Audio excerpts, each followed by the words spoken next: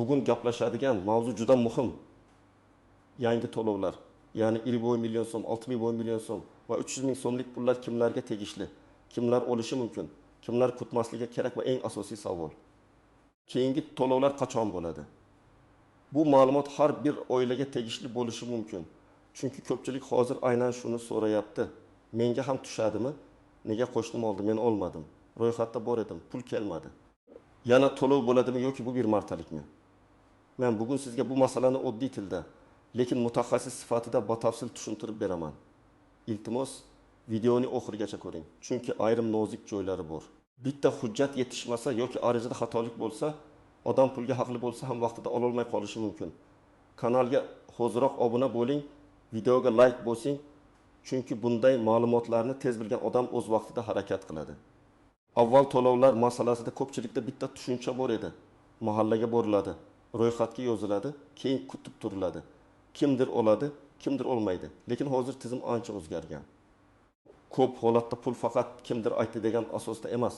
Elektron bazalar, ijtimoiy mezonlar, oilaning daromadi, tarkibi, farzandlar soni, nogironlik holati, bandlik holati, mulk va transport vositalari kabi ko'rsatkichlar orqali aniqlanadi. Shu sababli hozir eng katta muammo shundaki, odamlar to'lovni faqat eshitgan summasiga qarab kutyapti. Masalan, 2 million berilarkan, 6 million chiqarkan, 300 ming hamma bolaga tusharkan degan gaplar tarqaladi. Aslida esa har bir summa alohida maqsadga, alohida to'yfaga, alohida shartga bog'liq bo'lishi mumkin. Bir odam 300 ming olishi mumkin, lekin 20 millionga tushmasligi mumkin. Boshqa bir oila 20 millionga haqli bo'lishi mumkin, lekin 6 millionga haqli bo'lmasligi mumkin. Yana bir oila esa umuman olmasligi mumkin, chunki ularning daromadi, mulki yoki ro'yxatdagi holati mezonga to'g'ri kelmaydi. Oldingi tizimda ko'proq mahalla xulosasi katta ahamiyatga ega bo'lgan bo'lsa, hozir mahalla ham muhim, lekin yakuniy qaror ko'pincha elektron tizimdagi ma'lumotlarga bog'liq. Masalan, oilada rasman ishlayotgan shaxslar soni, pensiya olayotganlar, aliment, stipendiya, ijtimoiy nafaqa, bank kartasiga tushumlar, kadastrdagi uy-joy, mashina, yer uchastkasi kabi ma'lumotlar ta'sir qilishi mumkin. Shuning uchun mening ahvolim og'ir, lekin tizim rad qildi degan holatlar ko'p uchraydi. Bunday paytda sababni aniqlash kerak. Xato ma'lumot kiritilganmi? Hujjat tarkibi noto'g'ri ko'rsatilganmi? Yoki haqiqatan ham mezon bo'yicha to'g'ri kelmayaptimi? 10 million so'mlik to'lov haqida gap ketganda, birinchi navbatda uni kimlarga berilishi, maqsadi nima ekanini aniqlash kerak. Bu turdagi to'lovlar odatda ijtimoiy yordam, moddiy ko'mak, ma'lum toifadagi oilalarni qo'llab-quvvatlash yoki favqulodda ehtiyoj yuzasidan ajratilgan yordam bo'lishi mumkin. Men har doim tomoshabinlarga shuni aytaman. Summani eshitib xursand bo'lishdan oldin uning shartini tekshiring. Masalan, birinchi misol. Oilada ona, ota va 3 nafar farzand bor. Ota vaqtincha ishsiz, ona ishlamaydi. Bolalardan biri maktabda, biri bog'chada, biri hali kichik. Agar oilaning rasmiy daromadi yo'q bo'lsa, ijtimoiy himoya daftarida yoki tegishli ro'yxatda tursa, yashash sharoiti haqiqatan ham og'ir bo'lsa, bunday oila 20 million so'mlik bir martalik yordamga nomzod bo'lishi mumkin. Lekin bu avtomatik tushadi degani emas. Ariza berilishi, oila holati tekshirilishi, hujjatlar to'g'ri bo'lishi kerak. Ikkinchi misol. Oilada 4 kishi bor. Ota rasman ishlaydi va oyiga 4 million so'm oladi. Ona ham tikuvchilik qiladi, lekin rasmiy daromadi yo'q. Oilada kredit bor. Xarajat ko'p. Ular ham bizga qiyin deb o'ylaydi. Haqiqatan qiyin bo'lishi mumkin. Lekin tizim daromad va mulkni ko'rib, bu oila eng ehtiyojmand toifaga kirmaydi deb baholashi mumkin. Shunda 40 million so'm chiqmasligi ehtimoli bor. Bu adolatsizlikdek tuyulishi mumkin. Lekin mezonlar ko'pincha eng og'ir holatdagi oilalarni birinchi o'ringa qo'yadi. Uchinchi misol, keksa ona yolg'iz yashaydi, pensiyasi kam, doriga ko'p pul ketadi. Farzandlari boshqa joyda ro'yxatda, amalda yordam bera olmaydi. Agar bu holat rasmiy ma'lumotlarda to'g'ri aks etmagan bo'lsa, tizim uni farzandlari bor, yordam berishi mumkin deb ko'rishi mumkin. Mana shu yerda hujjat va izoh muhim. Yolg'iz yashash holati, sog'liq bo'yicha xarajatlar, nogironlik yoki surunkali kasallik bo'lsa, tibbiy ma'lumotnomalar orqali asoslash kerak. Kimlar ko'proq e'tibor berishi kerak? Ijtimoiy himoyaga muhtoj oilalar, ishsiz qolganlar, boquvchisini yo'qotganlar, nogironligi bo'lgan shaxslar, farzandlari ko'p oilalar, daromadi minimal ehtiyojni qoplamaydigan xonadonlar. Kimlar kamroq umid qilishi kerak? rasmiy daromadi yuqori bo'lganlar, nomida bir nechta uy yoki avtomobil borlar. Tadbirkorlikdan barqaror tushumga ega bo'lganlar, avvalgi tekshiruvda ma'lumoti noto'g'ri chiqqanlar. Albatta, har bir holat alohida ko'riladi, lekin umumiy mantiq shunday. Endi 6,5 million so'mlik to'lov haqida. Bu summa kattaroq bo'lgani uchun odamlar orasida mish-mish ham ko'proq bo'ladi. Men ko'p kuzatganman, katta summa aytilsa, darhol hamma oladi degan noto'g'ri tasavvur paydo bo'ladi. Aslida holti 5 million so'mlik to'lov odatda bir martalik katta ko'mak, kompensatsiya, muayyan dastur doirasidagi yordam, uy-joy, davolanish, ta'lim, bandlik yoki tadbirkorlikni boshlashga beriladigan mablag' bo'lishi mumkin. Masalan, agar bu mablag' bandlikka ko'maklash doirasida berilayotgan bo'lsa, u oddiy naqd pul sifatida mana oling, xohlaganingizga ishlating ko'rinishida bo'lmasligi mumkin. Ayrim hollarda asbob uskunaga, tikuv mashinasiga, parrandachilik, issiqxona, hunarmandchilik, sartaroshlik jihozlari yoki boshqa daromad keltiradigan faoliyatga yo'naltiriladi. Bunda odamdan reja so'raladi. Nima qilmoqchisiz? Qayerda ishlatasiz? Qanday daromad topasiz? Oldin tajribangiz bormi? Demak, 6. 5 million olishni istagan odam shunchaki menga pul kerak demasdan aniq maqsadni ko'rsatishi kerak. Real misol olaylik.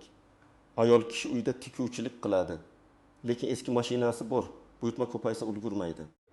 U mahallaga yoki bandlik bo'limiga murojaat qilib, tikuv mashinasi va boshlang'ich material uchun yordam so'rashi mumkin. Agar u haqiqatan ham ishni bilsa, mahalla tavsiyasi bo'lsa, oilasi ehtiyojmand bo'lsa, unga 5 million so'mgacha ko'mak ajratilishi ehtimoli bor. Lekin pulni olib boshqa maqsadga ishlatish mumkin emas. Keyin tekshiruv bo'lsa, yordam qaytarilishi yoki keyingi dasturlardan chetlatilishi mumkin. Yana bir misol. Yosh yigit ishsiz, lekin avtomobil ta'mirlashni biladi. U kichik ustaxona ochmoqchi. 6,5 million so'm unga asbob uskunaga yetarli bo'lishi mumkin.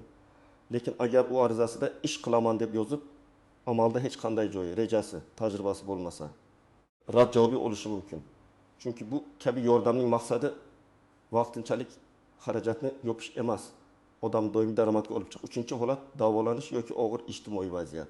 Agar oilada og'ir kasal bemor bo'lsa, operatsiya, dori-darmon, reabilitatsiya xarajatlari bo'lsa, ayrim dasturlar orqali kattaroq miqdordagi yordam ajratilishi mumkin.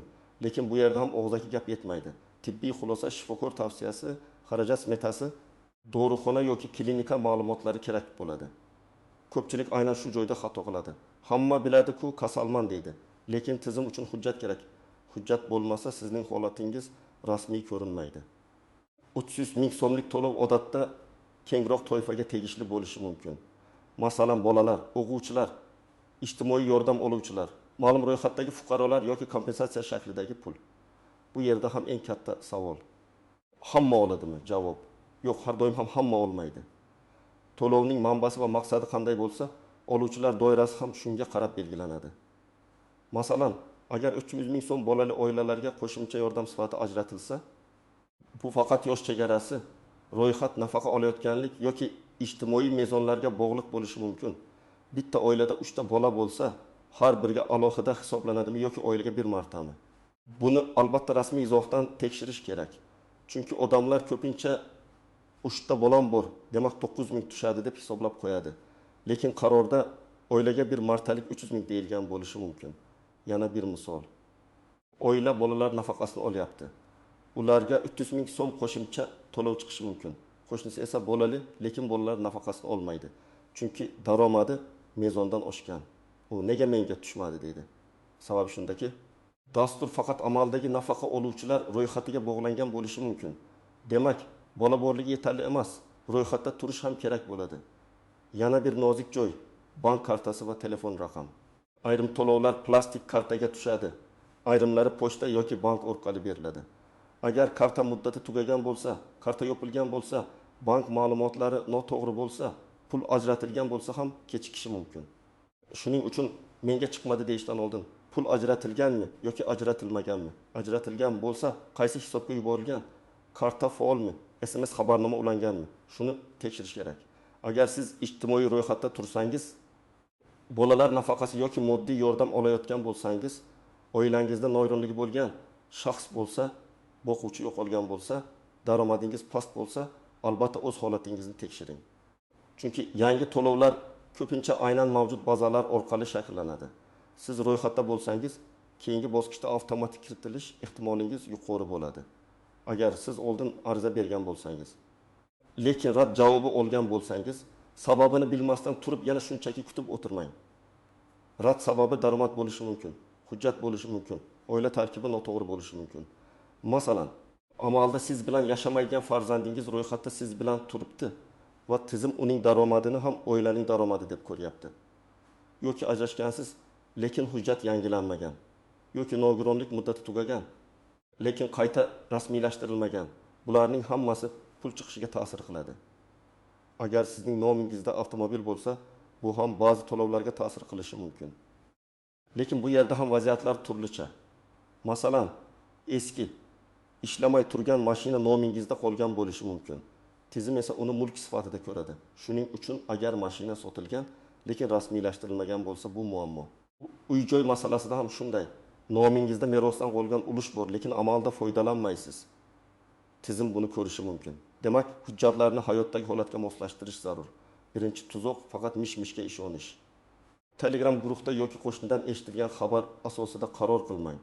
To'lov bor yo'qligini mahalla, hokimlik, ijtimoiy himoya organlari, bandlik bo'limi, bank yoki rasmiy portal orqali tekshiring.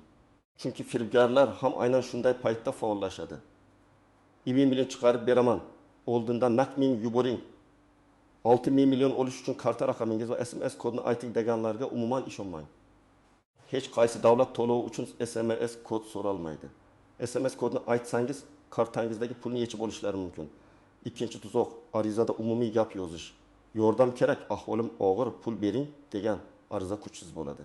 To'g'ri, arizada holat aniq yoziladi.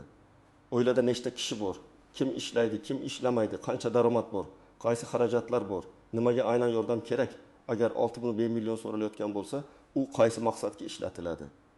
Masalan, tikuvchilik faoliyatini yo'lga qo'yish uchun tikuv mashinasi va material olishga ko'mak so'rayman degan ariza pul kerak degandan ancha kuchli. Uchinchi, nozik shart muddat. Ba'zi to'lovlar oyma-oy emas, bosqichma-bosqich amalga oshiriladi. Bir mahallada bugun tushsa, boshqasida 2 haftadan keyin tushishi mumkin. Banklar, ro'yxatlar tasdiqlash jarayoni budjet ajratilishi vaqt oladi. Shuning uchun qo'shnim oldi, men olmadim. Demak, menga bermaydi deb darhol xulosa qilmang. Avval ro'yxatda bor yo'qligingizni tekshiring. Agar ro'yxatda bo'lsangiz, to'lov sanasini aniqlang. Agar ro'yxatda bo'lmasangiz, nima sababdan kiritilmaganingizni so'rang. 4-chi nozik jihat. Bir nechta to'lov bir-biriga ta'sir qilishi mumkin. Masalan, oila bolalar nafaqasi oladi, yana moddiy yordam so'raydi, yana bandlik ko'magi olishni istaydi. Ba'zi dasturlar bir-birini cheklamasligi mumkin. Lekin ba'zilarida oldin yordam olgan degan belgi keyingi qarorga ta'sir qiladi. Bu degani yordam olgan odam boshqa hech narsa olmaydi degani emas, lekin har bir dastur alohida tekshiriladi. Shuning uchun qaysi yordamni qaysi maqsadda olayotganingizni tushunib harakat qiling. Endi eng ko'p berilayotgan savol, keyingilari qachon? Men bu savolga mas'uliyat bilan javob beraman. Aniq sana faqat rasmiy qaror, tasdiqlangan ro'yxat va moliyalashtirish jadvali chiqqandan keyin aytiladi. Lekin amaliyotda to'lovlar odatda bosqichma-bosqich bo'ladi. Birinchi bosqichda ro'yxat shakllanadi, ikkinchi bosqichda ma'lumotlar tekshiriladi.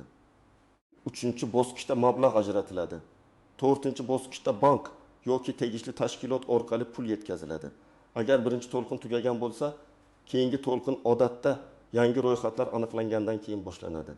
Masalan, kimning arizasi kech topshirilgan bo'lsa, kimning hujjati qayta tekshiruvda bo'lsa, kimning bank ma'lumoti xatolik bo'lsa, ular keyingi bosqichga qolishi mumkin. Shuning uchun sizning vazifangiz kutib o'tirish emas. O'z holatingizni tayyorlab qo'yish. Agar sizga falon sanada hamma oladi deysa, ehtiyot bo'ling. Hamma toifa uchun bir xil sana bo'lmasligi mumkin. 300 ming so'm boshqa jadvalda, 20 million boshqa jadvalda 6. 5 million esa umuman loyiha yoki ariza asosida ajratilishi mumkin. Ayniqsa 6 million so'mlik ko'makda tekshiruv ko'proq bo'ladi. Chunki summa katta va maqsadli sarflanishi talab qilinadi. Birinchi qadam. Mahallangizga boring yoki mas'ul xodim bilan bog'laning. Menga pul tushadimi deb umumiy so'ramang. Aniq so'rang. Men qaysi ro'yxatda turibman? Mening oilam ijtimoiy yordam mezonlariga kiradimi? Arizam qabul qilinganmi? Rad bo'lgan bo'lsa sababi nima? Qaysi hujjat yetishmayapti? Mana shunday savollar sizni natijaga olib boradi. Ikkinchi qadam, hujjatlarni tartibga keltiring. Pasport yoki ID karta, oila tarkibi bo'yicha ma'lumot, nikoh yoki ajrim hujjati, farzandlar tug'ilganlik guvohnomasi, nogironlik ma'lumotnomasi, tibbiy xulosalar, ishsizlik yoki bandlik holati, daromad ma'lumotlari, bank karta rekvizitlari kerak bo'lishi mumkin. Agar davolanish uchun yordam so'rasangiz, shifokor xulosasi va xarajat hujjatlarini tayyorlang. Agar tadbirkorlik yoki kasb uchun yordam so'rasangiz, nima olishingizni, qancha turishini, qayerda ishlatishingizni yozib chiqing. Uchinchi qadam, arizani aniq yozing. Masalan, oilam 5 kishidan iborat, doimiy daromadimiz yo'q. 2 nafar farzandim maktabda o'qiydi, bir farzandim kichik yoshda. Oziq-ovqat va kommunal xarajatlarni qoplashda qiynalyapmiz. Shu sababli bir martalik moddiy yordam ajratishingizni so'rayman. Agar 6000 million so'rasangiz. Uy sharoitida tikuvchilik faoliyatini yo'lga qo'yish maqsadida tikuv mashinasi va zarur materiallar olish uchun ko'mak so'rayman. Buyurtma olish tajribam bor. Bu orqali oila daromadini oshirishni rejalashtirganman. Aniq yozilgan ariza kuchliroq bo'ladi. 4-qadam, bank kartangizni tekshiring. Karta ishlayaptimi? Muddati tugamaganmi? Familiya va ism to'g'rimi? Karta aynan sizning nomingizdami? SMS xabarnoma ulanganmi? Agar karta almashgan bo'lsa, yangi rekvizitlarni tegishli joyga yetkazish kerak. Ko'p odam pul ajratilganini bilmaydi. Chunki eski kartaga yo'naltirilgan yoki bankda texnik muammo bo'lgan. 5-qadam, rad javobi bo'lsa, taslim bo'lmang. Sababini yozma yoki aniq izoh shaklida so'rang. Agar ma'lumot noto'g'ri bo'lsa, tuzating. Agar oila tarkibi xato bo'lsa, yangilang. Agar daromad bo'yicha tushunmovchilik bo'lsa, hujjat bilan asoslang. Agar siz haqiqatan ehtiyojmand bo'lsangiz, murojaatni qayta topshirish, yuqori tashkilotga yozish, hokimlik yoki ijtimoiy himoya idorasiga murojaat qilish huquqingiz bor. Bugun men sizga 50 million 6, 1 million va 300 ming so'mlik to'lovlar bo'yicha eng muhim jihatlarni tushuntirdim. Asosiy qoida shuki, har bir summa alohida shartga bog'liq. Hamma pul ham hammaga avtomatik tushmaydi. Kimdir ro'yxat orqali oladi. Kimdir ariza asosida oladi. Kimdir hujjat yetishmagani uchun kechikadi.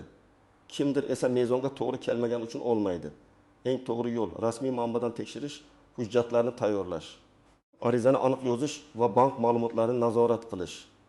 Keyingi to'lovlar qachon bo'lishi ro'yxat tasdiqlash va moliyalashtirishga bog'liq. Shuning uchun mish-mishlarga emas, rasmiy xabarlarga ishoning. Agar sizda hozir savol bo'lsa, izohlarga yozing. Qaysi to'lov haqida so'ramoqchisiz? Oilaviy holatingiz qanday? Ariza berganmisiz yoki yo'qmi? Men imkon qadar keyingi videolarda eng ko'p berilgan savollarga javob beraman. Videoga like bosing, kanalga obuna bo'ling va yaqinlaringizga yuboring. Chunki bitta to'g'ri ma'lumot bir oilaning vaqtida yordam olishi, hujjatini to'g'rilashi yoki firibgarlardan saqlanishga sabab bo'lishi mumkin.